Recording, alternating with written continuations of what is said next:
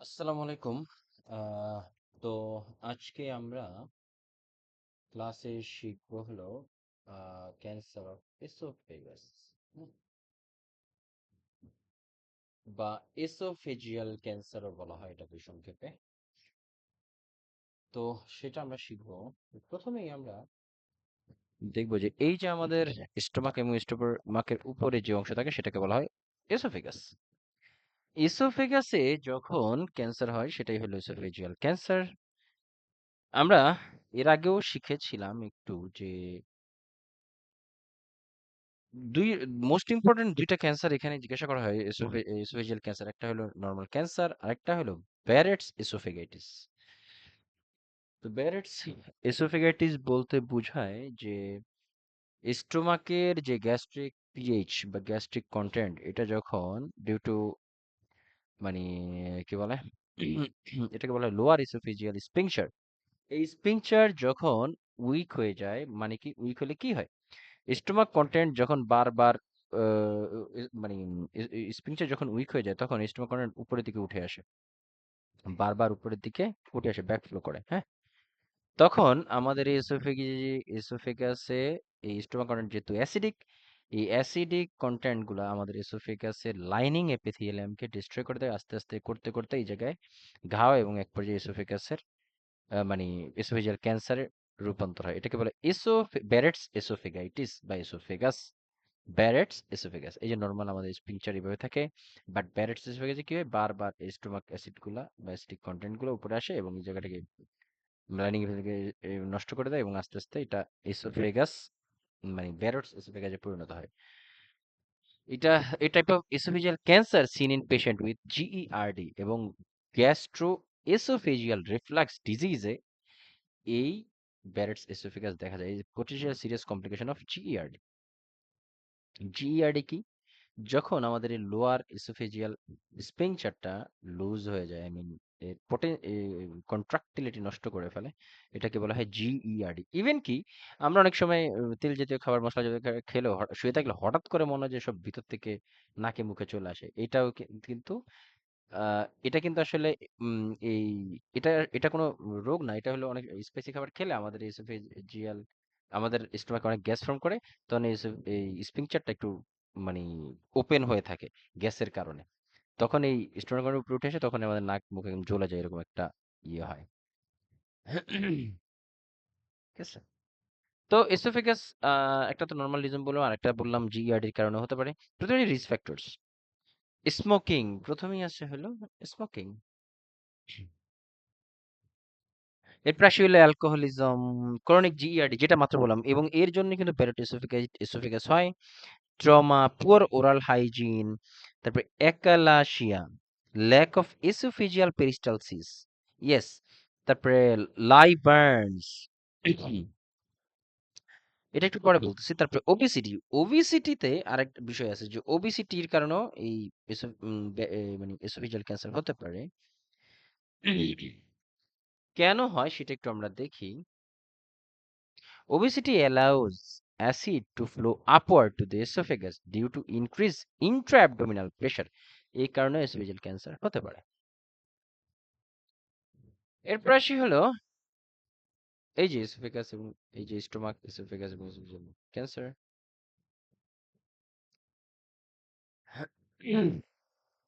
এর প্রায়শই হলো লাইবার্নস। এই লাইবার্নসটা কেন হয়, আমাদের এই সোডিয়াম হাইড্রোক্সাইড এটা কিন্তু স্ট্রং ইরিটেন্টস। হ্যাঁ, এই লাইবার্নস স্ট্রং ইরিটেন্টস এর কারণে এটা হতে পারে। বিশেষ করে আহ আবার অনেক সময় আমরা এটাও শুনে থাকি, এটা একটা জিনিস লিখা উচিত, যারা শুনতেছো সবাই একটু লিখে রাখো কাইন্ডলি, যে সল্টি খাবার কিন্তু ক্যান্সার উৎপন্ন করে না। আই রিপিট,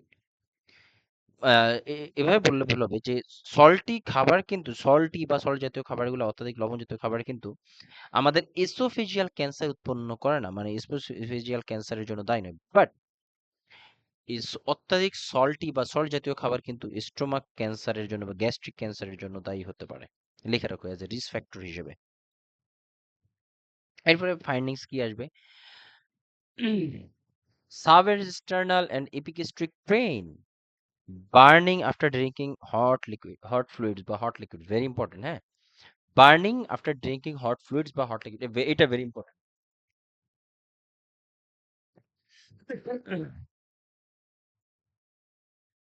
তারপরে আসি হলো ওয়েট লস, এগুলা যদি এটার সাথে মিলে গেছে একটু খেয়াল করো, ঠিক আছে?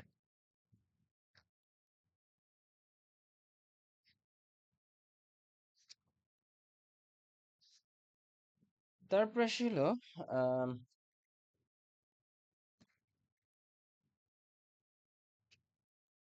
ডায়াগনোসিস কি এন্ডোস্কোপি, তারপরে ব্যারিয়াম সোয়ালো ওই যে এক্সরে করা হয় যেটা খেয়ার পরে, তার biopsy etcetera, management radiation, chemotherapy, surgery, oesophagectomy, oesophagoenterostomy. ঠিক আমরা দেখি এগুলা খুব একটা, এই যে এই যে ক্যান্সার হয়েছে বা টিউমার হয়েছে, সেখান থেকে এসোফেজিয়েক্টমি, এই টিউমার রিমুভ করা হয়েছে, এই যে এই পুরোটা এসোফেগাস কেটে স্টোমাকের সাথে অ্যাড করে দেওয়া হয়েছে। আরেকটা হলো এসোফেজিও ডিউডেনেক্টমি, যেটা একদম টোটাল এসোফেগাস ইন্টেস্টিন কেটে একদমই, সরি, এসোফেগাস এবং স্টোমাক কেটে ডাইরেক্ট ইন্টেস্টিনের সাথে দিয়ে দেওয়া হয়েছে এইভাবে। জাস্ট এতটুকুই মাথায় রাখলেই চল, বেশি এত ডিপে আর আসলে যাওয়া হয় না। অনেক সময় ক্যান্সারের কারণে এটা শ্রিঙ্ক হয়ে যায় জায়গাটা, তখন এই স্টেন্ট বসায় দেয়। আমরা যেমন ইয়েতে কার্ডিওভাস্কুলার ডিজিজ স্টেন্ট বসানো দেখছি, সেমন একটা এই টাইপেরই স্টেন্ট বসায়ও দেওয়া হয়। এরপর আসি হলো পোস্ট অপারেটিভ নার্সিং কেয়ার। সকল পোস্ট অপারেটিভ গুলো আমরা কিছু কমন জিনিস আমরা ইতিমধ্যে শিখেছি। মনিটর ফর কি NG drainage, bloody drainage expected for approximately 12 hours, that gradually changes to green and then yellow but not bright red, হ্যাঁ? Prevent gastric reflux. Place patient in semi-Fowler's position. Maintain upright position for 2 hours after meals when patient is able to take fluids বা food orally. এরপর আসি হলো hernias. Hernia কি? Hernia যদি এক কথায় বলতে যাই, আমাদের হার্নিয়াকে যদি আমি সিম্পল ভাষায় বলতে চাই যে হার্নিয়া আসলে এটা কি? আমরা প্রায় অনেকে শুনে থাকি যে বৃদ্ধদের অনেকের বুড়ো বয়সে বা অনেক মুরব্বীদের হার্নিয়া হয়েছে, এটা আমরা শুনি। এটা আসলে খুব একটা মেজর প্রবলেম না, বাট এটা আসলে মানে একটু আনকমফোর্টেবল এই ধরনের ফিলিংস তৈরি করে। হার্নিয়াটা আসলে এটা কি? হার্নিয়াটা হলো আমাদের বডির বিভিন্ন লিগামেন্ট হোক কিংবা বিভিন্ন মাসেলের কি বলে, মাসেল যখন উইক হয়ে যায় বা লিগামেন্ট যখন উইক হয়ে যায়, অথবা এইভাবে বলা যেতে পারে যে সফট টিস্যু যখন একটু দুর্বল হয়ে যায়, ওইখান দিয়ে আমাদের বডির বিভিন্ন অর্গান গুলা বের হয়ে আসে। বিষয়টা কি?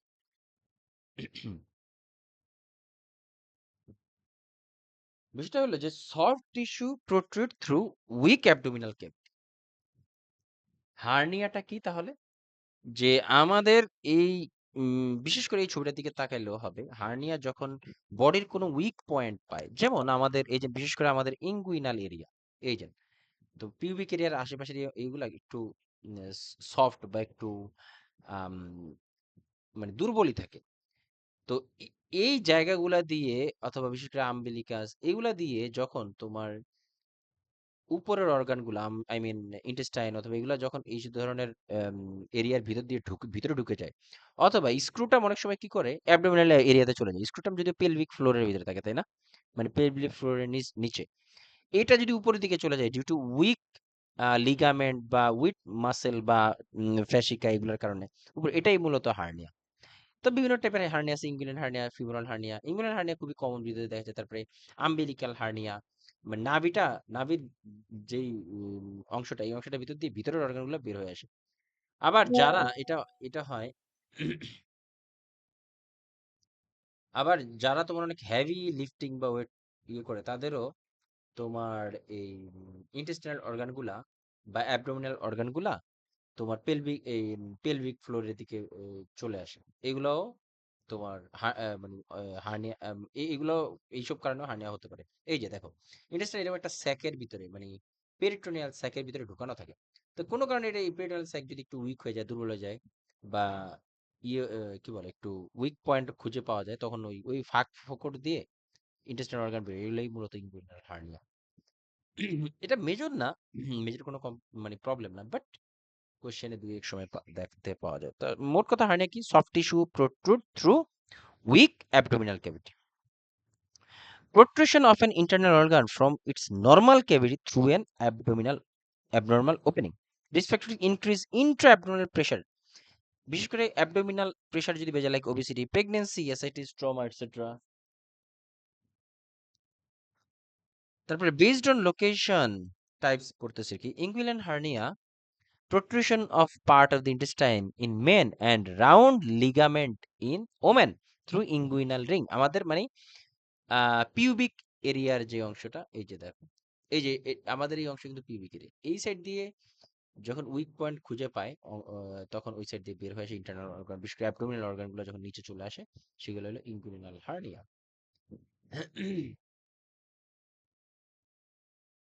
এরপর আসি হলো femoral hernia, same একই protrusion of the intestinal loop through the femoral ring, more common in females. তারপর ইনসিশনাল হার্নিয়া বা সার্জিক্যাল হার্নিয়া বলা হয় এটা। ধরো সার্জারি করছে, ফর এক্সাম্পল, হ্যাঁ, সার্জারি করছে, সার্জারির পরে কোন একটা সাইডে ওই অ্যানাস্টোমোটিক লিক আছে না, যে সার্জারি করার পরে ওই ওই মানে সুচার সুচার যেখানে করে ওই সাইড দিয়ে অনেক সময় ব্লিডিং হয়, ব্লিডিং বের হয়ে আসে, ফ্লুইড বের হয়ে আসে। ঠিক একই রকম ভাবে এই সার্জিক্যাল হার্নিয়া এরকম, যে সার্জারি যেখানে করেছে ওইখানে স্টিচ যেখানে দিছে, কোন একটা সাইড দিয়ে যদি উইক হয়ে যায় সুচার, ওই জায়গা দিয়ে অর্গান যখন বের হয়ে আসে, ওইটাই হলো সার্জিক্যাল হার্নিয়া। জাস্ট এইভাবে হালকা পাতলা করে জানলেই হবে। তারপরে আম্বিলিকাল হার্নিয়া, যেটা বললাম, হায়াটাল হার্নিয়া। হায়াটাল হার্নিয়া হলো ডায়াফ্রাগমেটিক। আমাদের ডায়াফ্রাম কি করে? থোরাসিক অর্গান এবং অ্যাবডোমিনাল অর্গানকে সেপারেট করে রাখে। এই ডায়াফ্রাম যখন এরকম উইক হয়ে যায় বা কোথাও কোনো সফট কর্নার পাওয়া যায়, তখন এই সাইড দিয়ে অ্যাবডোমিনাল অর্গান উপরের দিকে অথবা উপরের অর্গান থোরাসিক অর্গান নিচের দিকে যদি নেমে আসে, সেটাই হলো hiatal hernia. Sliding of a portion of stomach into the thorax. এবার আসলে based on the progress, reducible, can be manually placed into abdominal cavity and supported. অনেক সময় আঙ্গুল দিয়ে বা কি বলে কোনো পুশ করে অর্গানগুলোকে উপরে উঠায় দেওয়া হয়, এটা একটা পদ্ধতি। আরেকটা হলো যে ট্রাস ব্যবহার করা যেতে পারে। ট্রাসটা মানে হলো এই যে দেখো, এই যে স্ক্রুটা অনেক সময় অথবা ইনগুইনাল মানে ইন্টেস্টাইন যদি নিচের দিকে নেমে আসে, তখন এই ধরনের এটাকে ট্রাস বলে। ফিমোরাল হার্নিয়াতে খুবই কমন দেখা যায় বা ইনগুইনাল হার্নিয়াতে দেখা যায়। তো এই ধরনের ট্রাস হার্নিয়া ট্রাস বলে। এই হার্নিয়া ট্রাস দিয়ে আটকে রাখা হয়, তখন যে অর্গানটা নিচের দিকে ওই যে ফাঁকা পয়েন্ট পেয়ে নিচের দিকে নেমে আসছিল, ওইটা আর বেশি নিচে নামতে পারে না, আস্তে আস্তে ওই জায়গাটা ঠিক হয়ে যায়। তবে সার্জারিটাই বেশি দেখছি কাজে দেয়। এই ট্রাস মূলত একটা হার্নিয়া সাপোর্ট। তারপরে irreducible, cannot be placed back into the abdominal cavity manually, need surgical management. Yes, অনেক সময় হয় কি যে ট্রাস বা হাতের আঙ্গুল দিয়ে গুঁতা দিলে লাভ হয় না। ওই ফাইনালি সার্জারি করে যে জায়গাটা একটু উইক ছিল বা ফুটা হয়ে গেছে, ফুটা বলতে কি এই জায়গাটা আসলে দুর্বল হয়ে যায়, যে কারণে লিগামেন্ট বা এগুলো একটু দুর্বল হয়ে গেলে ওই উইক পয়েন্ট দিয়ে আস্তে আস্তে বের হয়ে আসে, নিচের দিকে নেমে আসে। তো ওই জায়গাটাকে আবার সার্জারি করে ইয়ে করে দেওয়া হয়। স্ট্র্যাঙ্গুলেটেড, irreducible with obstruction of blood flow and may lead to ischemia and gangrene. অনেক সময় তোমার এগুলাতে কাজ না হলে অনেক সময় গ্যাংগ্রিন হয়ে যেতে পারে, চাপ লেগে চেপে থাকলে ওই জায়গাটা ইয়েটা হয় না, কি বলে এটাকে, ব্লাড সার্কুলেশন বন্ধ আটকে গিয়ে আম, কি বলে নেক্রোসিস, এগুলো হয়ে যেতে পারে। তো এখান থেকে খুব একটা কম পাওয়া যায় না প্রশ্নে, হালকা পাতলা দুই একটা পাইলে পাইতে পারো। Findings কি? vomiting, protrusion of involved area which is more evident on coughing. Yes, এইটা দেখা যায়।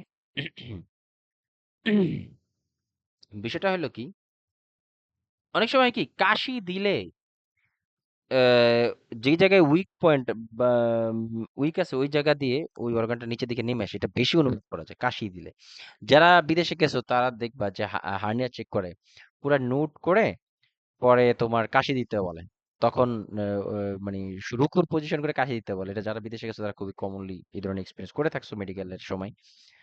তো এগুলা হার্নিয়া চেক করে বলতো। Discomfort at site of protrusion, মানে যেই সাইড দিয়ে বের মানে অর্গানটার নিচে নেমে ঝুলে আছে, ওই সাইড দিয়ে অনেক সময় একটু ডিসকমফোর্ট থাকে, abdominal pain and distension if strangulated can lead to bowel obstruction.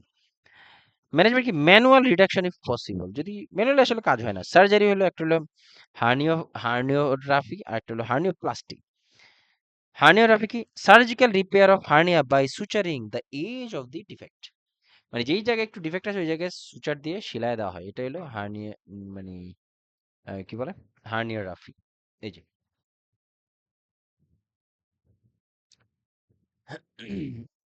এই জায়গাটা তোমার উইক, তো এই উইক পয়েন্ট দিয়ে এই ইন্টেস্টাইন বের হয়ে আসছে, তখন ইন্টেস্টাইনকে ভিতরে ঢুকায়া পরে এই জায়গাটা সুচার করে দেয়, তাইলে আর এই অর্গানটা যখন এখানে চলে আসে তখন এই জায়গাটা যদি বন্ধ হয়ে যায় তখন আর বের হতে পারে না। এটাই মূলত হার্নিওরা। আর এটা হলো হার্নিওপ্লাস্টি। এটা এটাও করা হয়। তো এটা কিভাবে করা হয়? Surgical repair of hernia using a mesh patch or plug for reinforcement. মানে হলো যেই জায়গায় উইক সেই জায়গায় আলাদা একটা, ওই যে জায়গায় উইক সেই জায়গায় আলাদা একটা তোমার কি বলেন, গ্রাফটের মতো, ওই যে আমরা ইয়েতে পড়ছিলাম না, বার্নে গ্রাফট, স্কিন গ্রাফট করা হয়, এরকম আলাদা কোথাও থেকে একটা লেয়ার কেটে এনে ওই জায়গাটা সুচার করে দেয় যাতে করে ওই ডিফেক্টটা দিয়ে আর না বের হয়। ঠিক আছে। ম্যানেজমেন্টটা বেশি এখানে, ম্যানেজমেন্ট থেকে যা আসে কোশ্চেন ম্যানেজমেন্ট থেকে। Monitor for possible distended bladder dysuria common problem following surgery, yes. Painful urination, হ্যাঁ, ডাইসুরিয়া আফটার সার্জারি। ডিসকারেজ কফিং, ডিপ ব্রিদিং। ডিসকারেজ কফিং খুবই কম জিনিস আছে যেখানে ডিসকারেজ করা হয় কফিংটাকে আফটার সার্জারি। একটা হলো দেখলাম যে ব্রেন সার্জারি, আর একটা হলো এই হার্নিয়া রিলেটেড। কারণ কাশি দিলে ওই যে জায়গায় তোমার সার্জারি করা হয়েছিল এটা উইক হয়ে যায়, যেহেতু এটা অ্যাবডোমিনাল বেশি হয় এই হার্নিয়া গুলা। কিন্তু ডিপ ব্রিদিংটা মানে রেকমেন্ডেড করা হয়। Apply ice pack to scrotal area to decrease, scrotum যদি ফুলে থাকে, আই মিন ফুলে যায় আফটার সার্জারি, সেজন্য আইস প্যাক, ঠান্ডা করা আইস প্যাক দিয়ে একটু ঠান্ডা করা যেতে পারে অর্গানগুলোকে, যাতে ইডেমা বা একটু কমফোর্ট ফিল করে। স্ক্রুটাল সাপোর্ট, ওই যে কি বলে, ট্রাস্ট যেটা। Discharge teaching, like avoid strenuous physical activities for at least 6 weeks, মানে এলোপাতাড়ি ব্যায়াম করা থেকে 6 সপ্তাহ দূরে থাকতে হবে। Report any difficulty with urination, তবে কোনো ইউরিনেশনের প্রবলেম হলে সেটা অবশ্যই রিপোর্ট করতে হবে। এক্ষেত্রে অনেক সময় অবস্ট্রাকশন, তারপরে তোমার কি বলে, অবস্ট্রাকশন ইন্ডিকেট করতে পারে, হ্যাঁ, যে হার্নিয়া যে হয়েছে ওই জায়গায় যে করা ছিল ওই জায়গায় কোথাও অবস্ট্রাকশন হয়েছে, যার ফলে তোমার ইউরিনেশনের প্রবলেম হয়েছে এরকম। অল্প কিছু জায়গা আছে যেখানে আহ তোমার ইউরিন আউটপুটটা চেক করাটা খুবই জরুরি, হ্যাঁ, এটাকে বলা হয় চেক ফর ইউরিনারি রিটেনশন।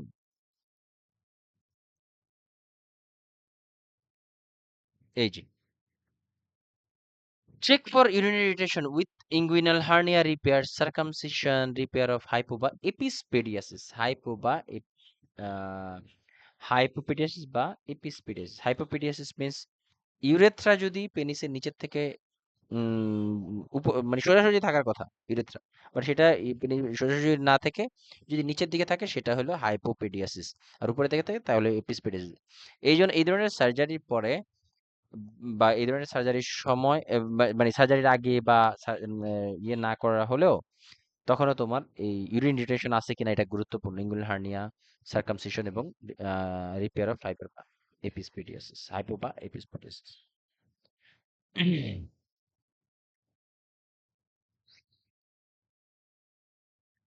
এবার একটু হালকা কিছু জিনিস আছে যেটা বইতে নাই বাট জানা উচিত। প্রথমে আসলো আম্বিলিকাল হার্নিয়া। আম্বিলিকাল এরিয়া যখন একটু উইক হয়ে যায় এবং ইন্টারনাল অর্গান যখন এই আম্বিলিকাল এরিয়াতে বের হয়ে দিকে হওয়ার চেষ্টা করে সেটা হলো আম্বিলিকাল হার্নিয়া।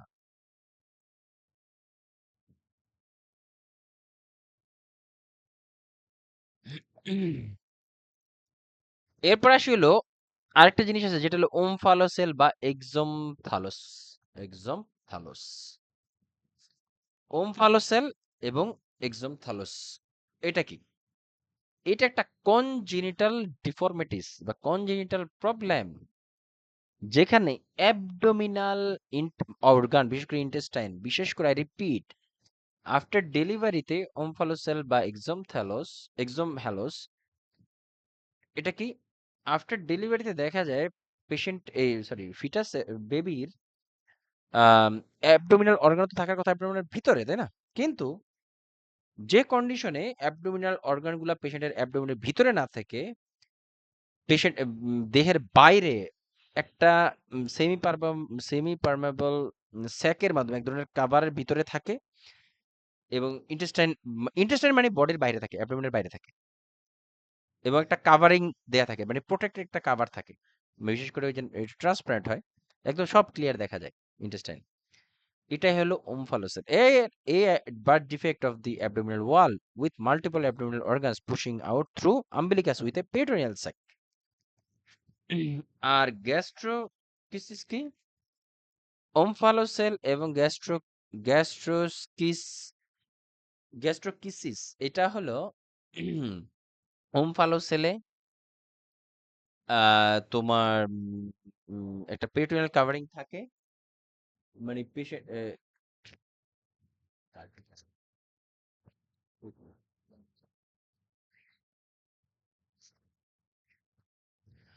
যেটা বলতে চাচ্ছিলাম যে উম, আহ, কি যেন বলতে চাচ্ছিলাম, মানে ওমফালোসেলে তোমার অ্যাবডোমিনাল অর্গানগুলা একটা পেরিটোনিয়াল স্যাক দ্বারা আবৃত থাকে, কিন্তু দেহের বাইরে থাকে। আর গ্যাস্ট্রোকিসিসে তোমার এটাও বাইরে থাকে, বাট উইথাউট পেরিটোনিয়াল স্যাক। এটা হলো মেইন ইম্পর্টেন্ট পার্থক্য, মাথায় রাখতে হবে, হ্যাঁ, খুবই কমনলি আসে। তো এখানে দুইটা জিনিস আমি লিখে রাখছি, গ্যাস্ট্রিকিস এবং কি it's a congenital birth defect where the baby's abdominal wall fails to close completely. Yes, একই জিনিস, যে গ্যাস্ট্রিকিস আমি কোশ্চেনে পাইছিলাম, তো এই জন্য লিখে রাখছিলাম যে গ্যাস্ট্রিকিসটা হলো যখন অ্যাবডোমিনাল মানে বিশেষ করে আম্বিলিকাল এই এরিয়াগুলা বা অ্যাবডোমিনাল ওয়ালটা যখন ফেল করে তার ইন্টারনাল অর্গানগুলোকে রাখতে,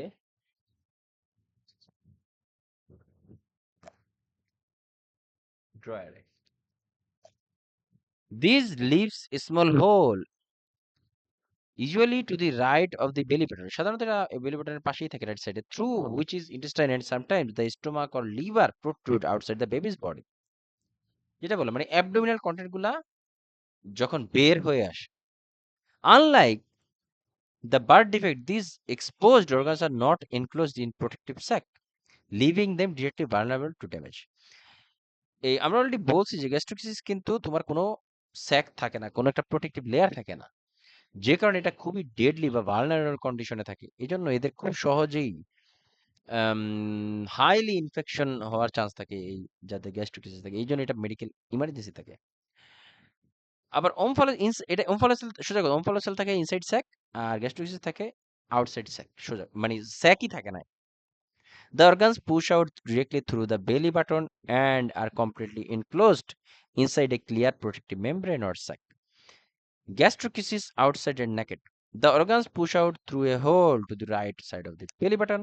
There is no protective sac, leaving the naked intestine floating freely in the amniotic fluid.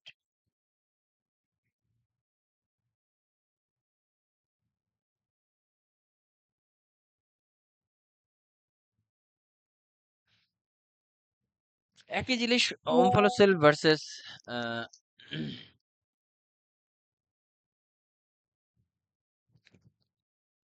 ওমফালোসেল versus gastroschisis. Omphalocele may sometimes be mistaken for gastroschisis. হ্যাঁ, ওমফালোসেল এবং গ্যাস্ট্রিকিসিসটা এটা অনেক সময়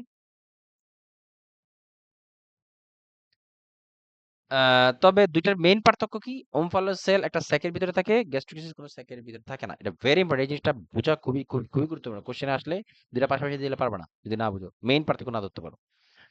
May sometimes be mistaken for gastritis. Another congenital abdominal wall defect. Omphalocele differs from gastritis is in that the protruding organs are contained within a thin covered sac, while in gastritis the bowel is free floating. যেহেতু এই গ্যাস্ট্রোকিসিস কোনো sec থাকে না, এটা একদম open থাকে, মানে air মিশতে পারে, ধুলাবালু সবই পড়তে পারে, এই জন্য এটা প্রোটেকশন করা খুবই জরুরি। এই জন্য নার্সের করা উচিত কি সেটা একটা বলি। Treatment for gastroschisis involves surgery using a silo a mesh sac is stitched around the border of the defect and the edge of the defect are pulled up. সাধারণত একটা প্রোটেক্টিভ লেয়ার, বিশেষ করে তোমার সোক গজ piece দ্বারা এটা একটু ঢেকে রাখা, মানে ঢেকে রাখা হয়, যাতে করে এই ইন্টেস্টাইন গুলা ড্রাই না হয়ে যায়, অক্সিজেনের সংস্পর্শে এটা ড্রাই হয়ে যায় এবং নেক্রোসিস হওয়া শুরু করতে পারে। এই জন্য এটা খুবই জরুরি ঢেকে রাখা। এছাড়াও তোমার আলাদা একটা প্রোটেক্টিভ লেয়ার দিয়ে এরকম ঢেকে রাখা হয়, যাতে করে বাইরের সংস্পর্শে বা ন্যাচারাল সংস্পর্শে না আসে ন্যাচারাল।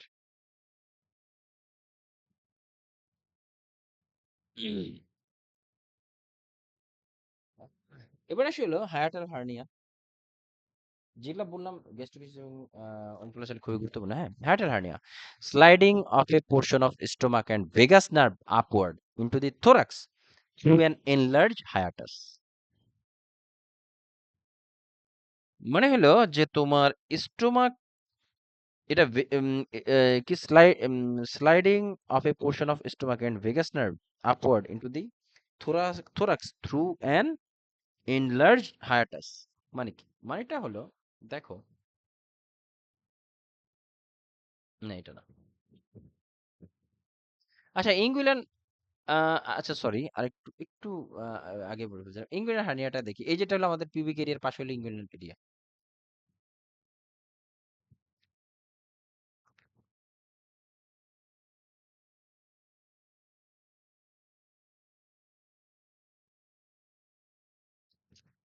ইঙ্গুইনাল এরিয়ার পাশে যেহেতু, সরি, হ্যাঁ, ইঙ্গুইনাল এরিয়ার যেহেতু এখানে এখানে যখন উইক পয়েন্ট থাকে, এখান থেকে যখন কোনো অর্গানগুলো বের হয়ে আসে, সেটাই হলো ইঙ্গুইনাল হার্নিয়া।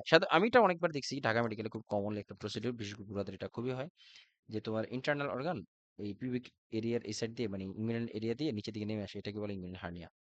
তো এই জায়গাটা জাস্ট ক্লোজ করে দিলেই এই এটা প্রবলেমটা সলভ হয়, যেটা নরমাল 10-15 মিনিটের মধ্যে একটা লাগে। আর অলরেডি বললাম check for irritation with inguinal hernia. কেন এটা চেক করা হয় জানো ইনগুইনাল হার্নিয়াতে? অনেক সময় এই সিচার দিতে গিয়ে তোমার ওই ইউরেটার, কিডনি থেকে যে লাইন দিয়ে ইউরিন ব্লাডারে এসে জমা হয়, ওই ইউরেটার পর্যন্ত সুচার করে দেয়, টাইট করে ফেলে, যার ফলে ইউরিন নিচে নামে না। এই জন্য এটা জরুরি ইনগুইনাল হার্নিয়াতে। সার্কামসিশনে পরে বলবো।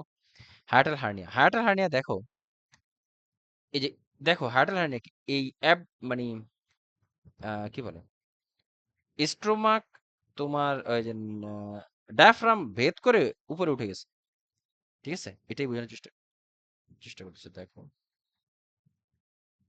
এই যে এখান থেকেও দেখা যায়, এই যে, মানে এই জায়গাটা একটা ইয়ে চিন্তা করে, একটা লেয়ার চিন্তা করে, আই মিন ডায়াফ্রাম চিন্তা করে, ডায়াফ্রাম ভেদ করে যখন উপরে যায়, তখন এই ভেগাস নার্ভের উপরে চাপ পড়ে।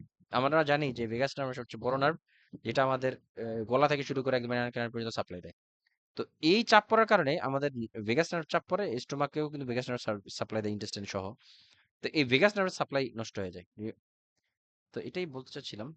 দেখো, sliding of portion of stomach and vagus nerve upward in the thorax through an enlarged hiatus, it leads to reflux of gastric juices and inflammation of the lower portion of esophagus, causes কি congenital weakness of muscles in diaphragm around the esophageal opening, increase intra-abdominal pressure, findings কি heartburn, especially after meals, at night, particularly in recumbent position, dysphagia, মানে গিলতে কষ্ট হয়, regurgitation without vomiting, বারবার ভিতরে খাবার উপরে দিকে চলে আসে কিন্তু কোনো ভমিট হয়। ডায়াগনোসিস কি এই হার্টাল হার্নিয়ার? এসোফেজিওস্কোপি আর ব্যারিয়াম সোল, ওই যে ওই কায়ের মতো চকলেটি চকের মতো একটা সাবস্টেন্স, যেটা খাওয়ার পরে মানে এক্সরে করা হয় আর কি। মেডিকেল ম্যানেজমেন্ট এগুলো বেশি আসে। Medications, antacid, cholinergic drug, yes very important. Anti cholinergic না, কিন্তু কোলিনার্জিক খুবই ইম্পর্টেন্ট। হ্যাঁ, এই কোলিনার্জিক ড্রাগ কি করে? মানে বডি ওয়েট করে ফেলে। এটা কি করে? লোয়ার এসোফেজিয়াল স্ফিংচার প্রেসার এটাকে ইনক্রিজ করে। কিভাবে? দেখো, এই যে এটা লোয়ার এসোফেজিয়াল স্ফিংচার এখানে থাকে, হ্যাঁ, এটাকে এই জায়গার প্রেসারটা টাইট করে ফেলে, মানে আরো বাড়ায় দেয়। ফলে কি হয়? স্টোমাক কন্টেন্ট উপর দিকে উঠে আসবে।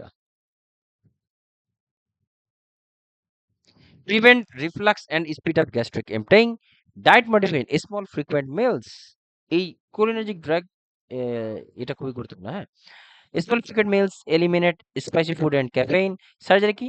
Nissen funduplication বা upper curve of stomach is upward around the esophagus and sewn into place. বিষয়টা কি? বিষয়টা হলো এই যে দেখো, এই যে আমাদের লোয়ার এসোফেজিয়াল স্ফিংচার আরো বেশি টাইট করে দেওয়া হয়, দিলে কি হয়? এই যে নিসেন ফান্ডাপ্লিকেশন, এর নর্মালি এরকম থাকে। এইটাকে আলাদাভাবে সাইডের থেকে আলাদাভাবে একটা লেয়ার দিয়ে এরকম টাইট করে দেওয়া হয়, যাতে করে এই জায়গায় প্রচন্ড প্রেশার থাকে, যেটা খাবার ঢুকবে তো ঢুকবে, ভিতর থেকে আর বের হতে পারবে না। এই জন্য আনসার যদি এরকম থাকে। হার্ট আর হার্নিয়াতে কোলিনার্জিক ইজ অ্যাবসলিউটলি ওকে।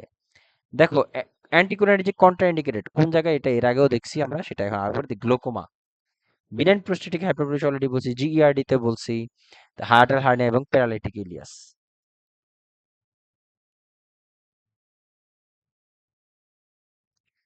তারপর আসি হলো ম্যানেজমেন্ট কি, bland diet with small feedings per day. Patient may have a chest tube if thoracic approach is used.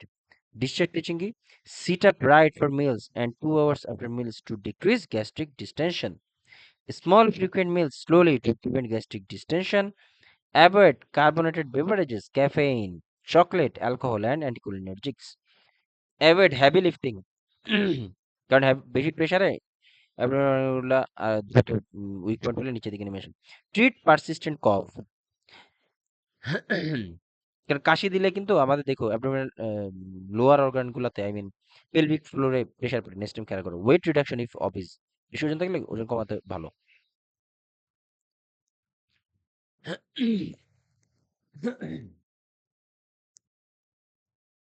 এবার আসি হলো ক্রনিক ইনফ্লামেটরি বাওয়েল ডিজিজ। কি কি আছে chronic inflammatory bowel disease? Crohn's disease, ulcerative colitis, diverticulitis, irritable bowel syndrome etcetera. এগুলার বেশিরভাগই autoimmune problem, chronic মানে inflammatory bowel ডিসঅর্ডারের ভিতর। প্রথমেই আসি হলো ক্রনস ডিজিজ।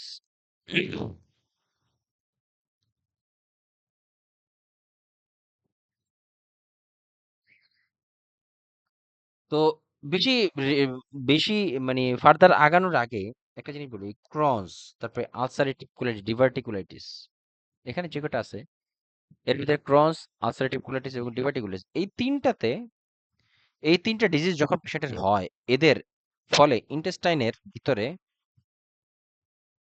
স্ট্রাকচারাল পরিবর্তন করে। I repeat, Crohn's, ulcerative colitis, diverticulitis, এই তিনটাতে অ্যানাটমিক্যাল বা স্ট্রাকচারাল চেঞ্জেস হয়। আর কি বলে আইবিডি বা কি ইনফ্লামেটরি বাওয়েল ডিজিজ, এখানে শুধুমাত্র ফাংশনাল চেঞ্জেস হয়, ফাংশনাল। আর স্ট্রাকচারাল মানে গঠনই চেঞ্জ হয়ে যায়, আকৃতি পরিবর্তন হয়ে যায় ইন্টেস্টাইনের। ক্রনস ডিজিজ, আলসারেটিভ আর ডিভার্টিকুলাইটিস। আর ইনফ্লামেটরি বাওয়েল ডিজিজে অনলি ফাংশনাল। ক্রনস ডিজিজে কি হয়, ক্রস বা রিজিওনাল এন্টেরাইটিস, এটা হলো একটা কোবল স্টোনের মতো, ইন্টেস্টাইনের ওয়ালটা একটা কোবল স্টোন। আমরা অনেক আগে দেখাইতেছি, একটু দাঁড়াও, কি হলো? আহ ক্রস ডিজিজ,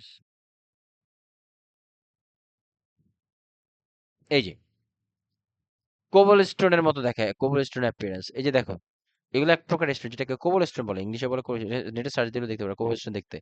অনেক জায়গায় এই পাথর দিয়ে মানে সাজানো হয়।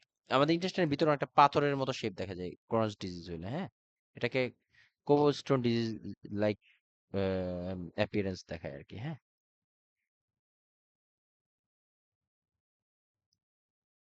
তো এটা কি, characterized by formation of granulomas, মানে গ্রানিউল বা দানাদার দেখা, ওই যে কোবল স্টোনের মতো, হুইচ লিড টু থিকেনিং, এটা বলে মোটা হয়ে যায়, ন্যারোয়িং অ্যান্ড স্কিয়ারিং অফ দি, মোটা হয়ে গেলে এই এটা ফুলে যায় এবং ইন্টেস্টাইনের যে পথটা এটা সরু হয়ে যায়।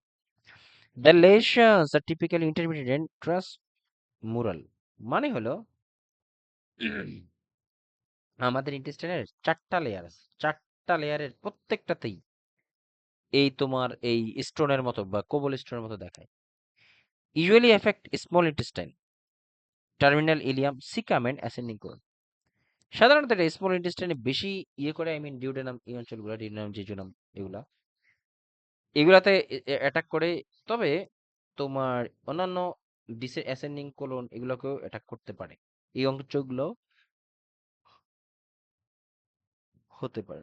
Characterised by remission and yes, এটা যেহেতু অটোইমিউন প্রবলেম, এটা একবার ভালো একবার খারাপ হয় এরকম হয়। এবং হাই রিস্ক হলো জিউইশ পিপল, যারা জিউইশ তাদের ক্ষেত্রে এটা বেশি হয়, মানে ইসরায়েলে এই ধরনের লোকজনদের whitish. Risk factor psychological, autoimmune, food allergy, mostly autoimmune. Psychological কারণে কি স্ট্রেস কিন্তু তোমার আমাদের ক্রোনোলজিক্যাল প্রবলেমগুলোকে এক্সাজারেশন বেশনের দিকে আগায়। এই যে দেখো ক্রস ডিজিজ জায়গায় জায়গায়, এই যে অ্যাসেন্ডিং কোলন, ট্রান্সভার্স, এটা হলো সিগময়েড।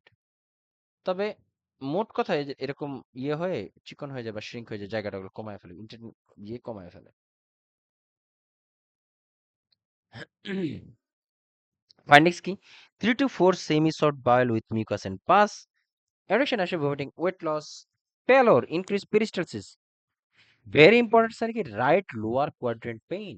রাইট লোয়ার আমাদের রাইট সাইডের right lower quadrant pain, I mean ascending কোলনের এখানে পেইনটা হয়। সাইন্স অফ ডিহাইড্রেশন এবং ইলেকট্রোলাইট ইমব্যালেন্স। এবার আসলে ডায়াগনোসিসে বেরিয়াম এনেমা, সিগময়েডোস্কোপি, কোলোনোস্কোপি এবং ভিডিও ক্যাপসুল এন্ডোস্কোপি। ওই যে ভিডিও ক্যাপসুল খেলে যখন এটা ইন্টেস্টাইনের ভিতরে ঢুকে, ক্যাপসুলটা জায়গায় জায়গায় ছবি তোলে। এই যে আমি বলছি একটু আগে যে আমাদের ইন্টেস্টাইনের 4টা লেয়ার, এটা হলো মেইন গর্ত এবং এরপরে 4টা লেয়ার থাকে, প্রত্যেকটা লেয়ারে দানাদার কোবলস্টোন লাইক স্ট্রাকচার দেখে, অ্যাপিয়ারেন্স দেখা যায়। এই যে দেখো ক্রসডি জায়গায় জায়গায় জায়গায় জায়গায় স্টোন বা জায়গায় জায়গায় প্রোব। আর আলসারেটিভ কোলাইটিসের এক সিরিয়ালে যা ধরবে ওইখান থেকে শুরু হবে, যেখান থেকে শুরু হবে সেখান থেকে বাকি অংশ আলসার হয়ে যাবে এরকম। এই যে দেখো ক্রস ডিজিজ, জায়গায় জায়গায় স্টোনের মতো ক্রস, ওই যে কোবল লাইক স্টোন এরকম থাকে।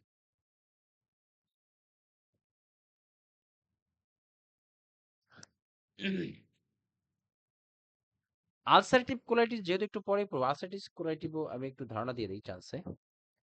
ক্রস ডিজিজে স্কিপলেশন মানে পুরো একটা ইন্টেস্টাইনে সব জায়গায় না, ধাপে ধাপে কয়েকটা জায়গায় পরে পরে হয়। এই যে দেখো এখানে একটু হয়েছে, এখানে একটু হয়েছে, এখানে ছড়ায় ছড়ায় হয়েছে। আর আলসারেটিভ কি একবার হয়েছে তো, যেখান থেকে হয়েছে তারপরে থেকে সবই হয়েছে এরকম, স্কিপ না, কন্টিনিউয়াস থাকে। লেয়ার কি অল লেয়ারে এই ক্রস ডিজিজটা হয়, মানে প্রত্যেকটা লেয়ারে ওই স্টোন লাইক স্ট্রাকচার দেখা যায়।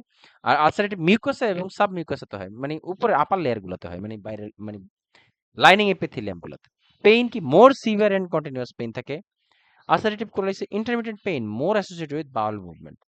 স্টুলে কি হয় 3 to 4 semi soft stool with mucus and pus, সাধারণত 15 থেকে 20 বার লিকুইড স্টুল উইথ ব্লাড।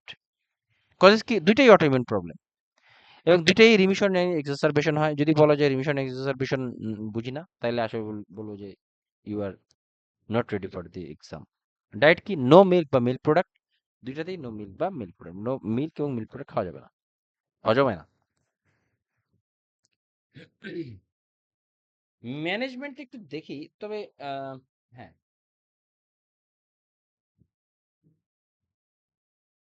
যেহেতু অটোইমিউন প্রবলেম এটা আমরা অলরেডি বুঝে ফেলি, প্রথমে আসলে অ্যান্টিবায়োটিক, কর্টিকোস্টেরয়েডস এটা তো আমরা জানি যেহেতু অটোইমিউন। অ্যাডি এমএবি ড্রাগ, লাস্টে এমএবি বা টিউমার নেক্রোসিস ফ্যাক্টর বা মনোক্লোনাল অ্যান্টিবডিজ একই জিনিস, এমএবি ড্রাগ। এরা আমাদের অটোইমিউন যে ইয়েগুলা থাকে এগুলাকে দাবায় রাখে, এমএবি ড্রাগ। এই যে এমএবি, অ্যাডালিমুমাব, রিউমেটয়েড আর্থ্রাইটিস, এর আগে বলছি, সোরিয়াসিস, ক্রনস, আলসারেটিভ কোলাইটিস সবগুলোতে ব্যবহার করা হয়। বাকিগুলা একটু দেখে নিও। এবং এই ড্রাগের এরা কি করে, ইনফ্লামেটরি মডুলেটর বা ইমিউনোসাপ্রেসিভ যেহেতু অটোইমিউন, এবং অ্যান্টি ইনফ্লামেটরি হিসেবে কাজ করে। এবং এই ড্রাগ খাওয়ার আগে কখনোই লাইভ ভ্যাকসিন দেওয়া যাবে না, should not receive live vaccine. এবং এটা দেওয়ার পর অবশ্যই পেশেন্টের টিবি টেস্ট করতে হবে এবং অ্যানুয়ালিও টিবি টেস্ট করতে হবে পেশেন্টের জন্য, ভেরি ইম্পর্টেন্ট। হ্যাঁ, তারপর আসি হলো অ্যান্টিকোলিনার্জিক্স, তারপর anti diarrhoeal, supplemental iron, TPN as needed. কারণ ওই যেহেতু ইন্টেস্টাইনের জায়গায় জায়গায় এই প্রবলেমগুলো থাকে তখন ওরা প্রপারলি নিউট্রিশন অ্যাবসর্ব করতে পারে না। Surgical management in severe cases, এবং আরেকটা হলো মেথোট্রিক্স এর ব্যবহার করা হয়। মেথোট্রিক্স, এটা যদি এখানে লেখা নাই, মেথোট্রিক্স এর লিখে রাখতে পারো সবাই, যে মেথোট্রিক্স এর কিন্তু একটা chemo drug, but non cancerous কন্ডিশনে এটা দেওয়া হয়, বাট লো ডোজে, ভেরি লো ডোজ। হ্যাঁ, বিশেষ করে কি psoriasis, ulcerative colitis, Crohn's, rheumatoid arthritis etcetera, এগুলো লো ডোজে ব্যবহার করা হয় মেথোট্রিক্স। এটা কিন্তু খুবই আশি কোশ্চেন পাওয়া যায়। এবং মেথোট্রিক্স কি করে, এট এ টাইম এটা anti metabolite, I mean anti tumour হিসেবে কাজ করে, অ্যান্টি নিউপ্লাস্টিক, একই ইমিউনোসাপ্রেসিভ হিসেবেও কাজ করে। এর একটা প্রবলেম হলো অ্যাডভার্স কি বোন ম্যারো ডিপ্রেশন করে, মানে বোন মানে আমাদের বোন ম্যারো ডিপ্রেশন মানে ওই যে ডাব্লিউবিসি, আরবিসি, প্লাটিলেট সবগুলো কমে, প্যান সাইটোকিনিয়া করে, I mean pan means all. তাহলে কি হয়, অ্যানিমিয়া হয়, আরবিসি কমে যায় মানে অ্যানিমিয়া হবে, লিউকোপেনিয়া হবে মানে ডাব্লিউবিসি কমে গেলে, থ্রোম্বোসাইটোকিনিয়া, ব্লিডিং এর চান্স বেড়ে যাবে এরকম।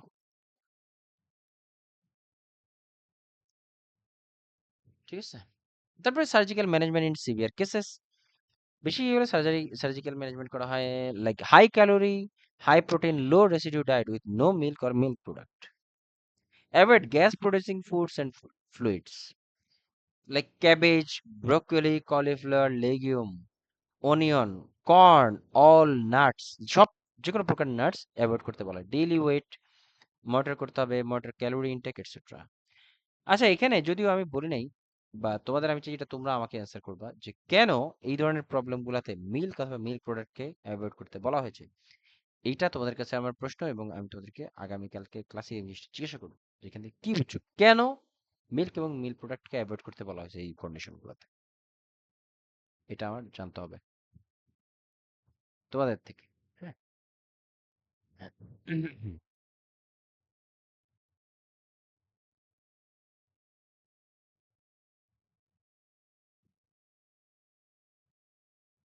আহ, এবার আসলে আলসারেটিভ কোলাইটিস।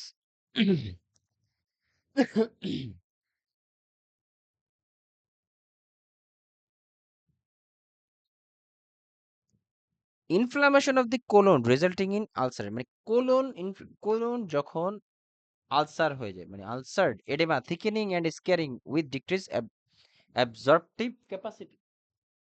আমরা অলরেডি বলছিলাম যে ক্রসের ইন্টেস্টাইনের জায়গায় জায়গায় পুরো সব জায়গায় একত্র হয় না, ছেড়ে ছেড়ে হয়, ছেড়ে ছেড়ে। আর আলসারেটিভ কোলাইটিস কি হইলে যে সাইড থেকে হয় তার নিচে থেকে পুরোটাই হয়, মানে মানে যেখান থেকে হোক না কেন হইলে পুরোটাই হয়, বিশেষ করে কোলন থেকে শুরু হয়, কোলন, বিশেষ করে কোলনে বিষয়। Inflammation the colon resulting in ulceration, oedema, thickening and scarring with decreased, ulcer শব্দের অর্থ মানে ঘা হয়ে যাওয়া, begins in rectum and spread upward on colon towards cecum. The lesions are continuous and affect the mucous and দেখো, yes, the lesions are continuous, আমরা already বলছি যে ক্রসে ছেড়ে ছেড়ে হয় ইন্টেস্টাইনাল, আর আলসারেটিভ কোলাইটিসে কি হয়, পুরোটাই হয়, মানে যেখান থেকে শুরু হয় তার পরে সবগুলোই এভাবে। এটা ইম্পর্টেন্ট একটা লাইন কোশ্চেনে, ফাইন্ডিংস এর কোশ্চেনে আলাদা করার জন্য দুইটা। As it advances, it can affect the entire colon and possibly lead to ulceration, hemorrhage, thickening, shortening and narrowing. মানে এটা যেখান থেকে হয় তারপরে সবগুলাতে হয়, তো এই জন্য এটা অ্যাডভান্স দিকে, খারাপের দিকে গেলে পুরোটাই ছড়ায় দেয় এরকম আর কি। Characterized by remission and exacerbation of autoimmune যেহেতু, more often seen in Jewish and women, high risk factor emotional stress। আর একটা জিনিস মাথায় রাখবা, ক্রনিক ডিজিজ বা অটোইমিউন ডিজিজে স্ট্রেস হলো মোস্ট ইম্পর্টেন্ট একটা পয়েন্ট। দেখবা ডায়াবেটিস বা হাইপারটেনশন রোগীদের চিন্তা করতে না বলা হয়, কারণ স্ট্রেস, স্ট্রেস কিন্তু পেশেন্টের এক্সাসারবেশন বাড়ায়, ডিজিজের এক্সাসারবেশন, এর আগেও বলেছিলাম। Insecurity, autoimmune factors, allergies, viral factors etcetera. Findings কি, সিভিয়ার ডায়রিয়া, 15 থেকে 20 বার stool per day containing blood, mucus and pus, severe tenesmus মানে দৌড় মানে প্রায় বাথরুমের দিকে দিকে টান থাকে, মানে এক পা বাথরুমের দিকে রেডি থাকে অল টাইম, এরকম। এটা বলে সিভিয়ার টিনেসমাস, মানে বাথরুমের প্রেশার থাকে অল টাইম, বাট কিন্তু লিকুইডই হয়। বুঝছেন? আলসারেশন, ইনফ্লামেশন আর কি, অ্যাবডোমিনাল ক্র্যাম্পস, পেট অনেক চাপায় কামড়ায়, anorexia, weakness, weight loss, signs of dehydration, low grade fever, tenderness over colon. Diagnosis sigmoidoscopy, decrease haemoglobin and haematocrit. আর আমরা জানি প্লাজমা বেড়ে গেলে, মানে বডিতে পানি কমে গেলে হেমাটোক্রিট বাড়বে, সোজা কথা, সিম্পল। আর হেমাটোক্রিট মানে আমরা এর আগেও দেখে আসছি। মেডিকেল ম্যানেজমেন্ট কি?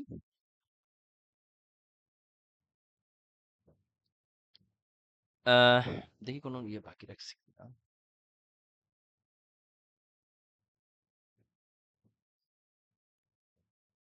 এই যে দেখো, আলসারেটিভ জায়গায় জায়গায় শুরু হয়েছে একদম নিচে, শুরু হয়েছে একদম পুরোটা, যেখান থেকে শুরু হয়েছে একদম পুরোটা এরকম না। এখান থেকে শুরু হয়েছে জাস্ট নিচের দিকে নামায় দিবে। এই দেখো আলসারেটিভ কোলাইটিস, এই যে ডিসে ট্রান্সকোলন, ডিসেন্ডিং কোলন, এই যে জায়গা। দেখো আলসারেটিভ কোলাইটিসে কেমন, এইটা দেখো কেমন একদম মানে ঝলসে যাওয়ার মতো, ভিতরে জ্বলে যাওয়ার মতো, আলসারের মতো। আর ক্রস ডিজিজে কোবল স্টোনের মতো। এখান থেকে কোশ্চেন হয় কিন্তু ভালোই, এবং টাফ।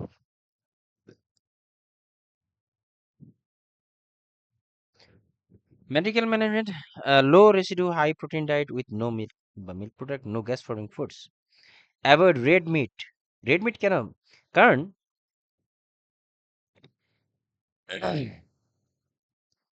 রেড মিটে সালফেট থাকে, হ্যাঁ, এবং এই বিশেষ করে এই সালফেট জাতীয় খাবারগুলা গ্যাস ফর্ম করে, হ্যাঁ, বডি। নেক্সট টাইম খেয়াল করো। অ্যান্টিবায়োটিক্স দিতে হবে, কর্টিকোস্টেরয়েড আমরা জানি, ইমিউনোসাপ্রেসিস লাইক এমএবি ড্রাগগুলা। তারপরে হলো অ্যান্টিকোলিনার্জিক, অ্যান্টিডায়রিয়ালস, আইবি ফ্লুইডস দিতে হবে যেহেতু পেশেন্ট বারবার বাথরুমে যায়। অ্যান্টি ইনফ্লামেটরি ড্রাগস লাইক মিসালামাইন, তারপরে sulphur containing drug, it has A S. আচ্ছা, মেসালামাইন এবং এটাতে কিন্তু অ্যাসপ্রিন ইনগ্রেডিয়েন্ট থাকে, হ্যাঁ, অ্যাসপ্রিন ইনগ্রেডিয়েন্ট থাকে। আর সালফাসালাজিন আমরা এর আগেও পড়ছি যে সালফাসালাজিন ড্রাগ, সালফার কন্টেইনিং যে ড্রাগগুলো আছে, এই ড্রাগগুলাতে, এই ড্রাগগুলা খেলে ফটোসেনসিটিভিটি তো মাস্ট, ফটো এই বিষয়টা জানতেই হবে, এবং নেফ্রোটক্সিক এবং স্টিভেন জনসন সিনড্রোমের জন্য তাই। এটা একটা আমরা দেখি, কিছু স্লাইড বাকি আছে। এই যে দেখো যেটা বললাম, gas forming fruits, whole grain can increase bowel movement, abdominal cramps and gas, red meat high in sulphate triggers gas. মাত্রই বলছি। এছাড়াও এর আগেও বলছি যে সালফা বা সালফাসালাজিন, এই সালফাজানের তিনটা খুবই মানে খুবই ইম্পর্টেন্ট। একটা হলো নেফ্রোটক্সিক, এবং ইট কন্টেইনস, এটা হলো নেফ্রোটক্সিক, মানে কিডনি যদি ক্ষতিকর একটা ড্রাগ, এবং it can hinder absorption of, yes, sulphur বা সালফার কন্টেইনিং ড্রাগগুলা এরা আমাদের ফলিক অ্যাসিড মেটাবলিজমকে হ্যাম্পার করে, হিন্ডার্স অ্যাবজর্পশন অফ ফোলেট বা ফলিক অ্যাসিড। এর ফলে ফলিক অ্যাসিডের কারণে ভিটামিন বি 12 ডেফিসিয়েন্সি অ্যানিমিয়া হয়, হ্যাঁ, মানে মেগালোব্লাস্টিক অ্যানিমিয়া। এবং তারপরে ইয়েস, এর ফলে yellow orange discolouration is expected, it can cause photosensitive. এটা ফটোসেন্সিটিভ থেকে অনেক কোশ্চেন আছে, সালফাসালাজিনের কারণে যে মানে গা চুলকায় বা অ্যালার্জিক, আই মিন ইয়েতে, এটা কি বলে তোমার, আরে আই মিন রোদ্রে গেলে কাটা চলে চলে এরকম, ফটোসেন্সিটিভ বলে এটাকে। এটা খুবই কমন একটা প্রশ্ন, প্রায় আসে, এবং it can cause Steven Johnson syndrome. এছাড়া রেয়ারলি ফ্লাজিলের কথাও বলি না যেন আমরা, হ্যাঁ, ফ্লাজিলও কিন্তু রেয়ারলি স্টিভেন জনসন সিনড্রোম করে। তো সালফাসালাজিন সম্পর্কে আরেকটু জিনিস, এবং sulfasalazine demat, disease modifying anti rheumatoid drug, খুবই কমন, এবং রিউমাটয়েড আর্থ্রাইটিসে খুবই কমনলি এই ড্রাগটা ব্যবহার করা হয়। এটা demat drug, it is effectiveness overall is somewhat less than that methotrexate, but it has been shown to reduce signs and symptoms, slow radiographic damage.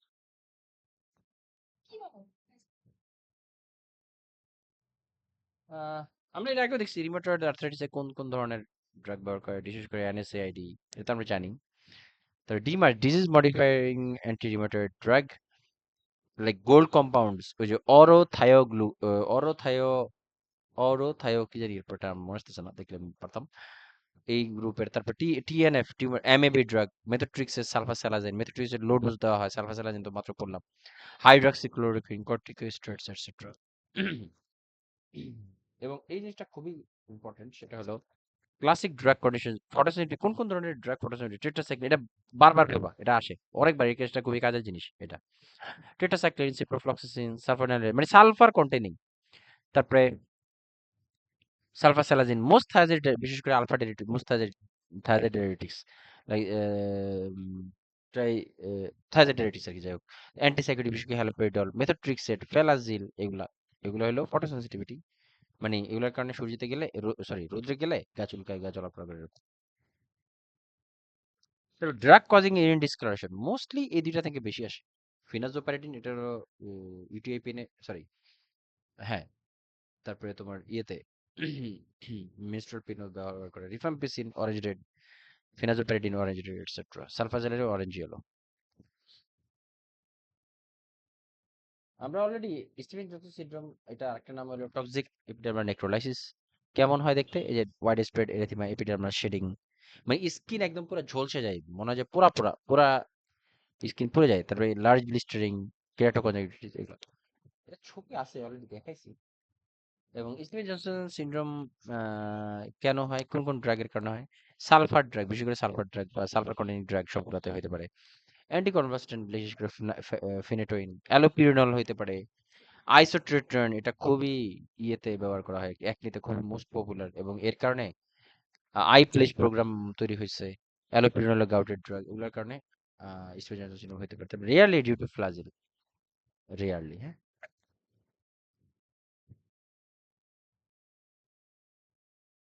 এরপর যদি সিভিয়ার হয়ে যায় তখন নাথিং পার ওরাল এবং ইন্টারভেনাসলি ফ্লুইড দিতে হয়, ব্লাড ট্রান্সফিউশন দিতে হতে পারে, অ্যাঞ্জিওসাকশন, সার্জারি এটসেট্রা। মেডিকেল ম্যানেজমেন্ট কি? Total proctocolectomy with permanent ileostomy, removal of entire colon, একদম পুরো কোলন, রেকটাম পর্যন্ত ফেলে দিতে হয়, opening of the ileum onto the abdominal surface.